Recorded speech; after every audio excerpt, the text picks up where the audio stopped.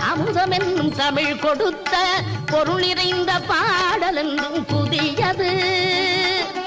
முருகன் என்ற பெயரில் வந்த அழகே என்றும் புதியது.